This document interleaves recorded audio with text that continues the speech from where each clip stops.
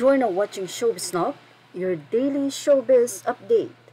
Viral nga ngayon at pinag-uusapan ang nasabing post nito lamang ni Daniel Padilla. Sa nasabi kasing post ni Daniel ay makikita ang ilog na punong-puno ng basura at doon ay may caption ang nasabing aktor.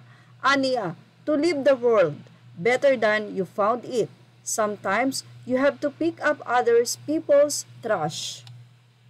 Binigyan nga ito ng ibang kulay, especially the fans of Catherine Bernardo and Alden Richards. Anila, tila daw pinaparinggan nitong si Daniel Padilla si Alden Richards na namulot ng trash. Ibig sabihin daw nito ay itinuturing trash o basura ni Daniel Padilla si Catherine. Kung titignan daw kasi ang post ni Daniel ay mayroon itong double meaning. Ng mga netizen na matagal na ngang inis si Daniel Padilla kay Alden or pinagseselosa nito. Kaya nga lang daw ngayon ay wala nang magawa dahil itong si Catherine ay hiwalay na sa kanya. At napunta pa ang nasabing tampulan ng pansin sa Cat Den kung saan ay magkakaroon pa nga ng pelikula, kaya naman ngayon ay talagang bidang-bida ang dalawa sa social media. Ng mga Cat Den, kung sakasakali nga daw na ito ay patutsada ni Daniel Padilla kay Catherine, ay talaga daw basura pala noon pa man ang turing nito sa aktres.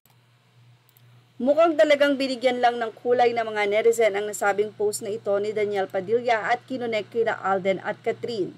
Alam naman ang marami ngayon na nakafocus ngayon si Daniel Padilla sa career at sa ibang mga projects pa na kanyang ginagawa at pati na rin nga sa kalikasan.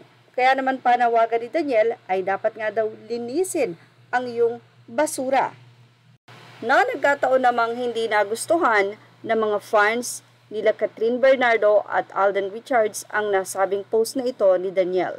Siguradong aware na si Daniel sa mga sinasabi ng mga fans about sa kanya. Pero tahimik lang ang aktor at mukhang hindi naman na magsasalita about dito. At yan ang ating Showbiz Now update. Images are all credit to the rightful owners. Thank you for watching Showbiz Now.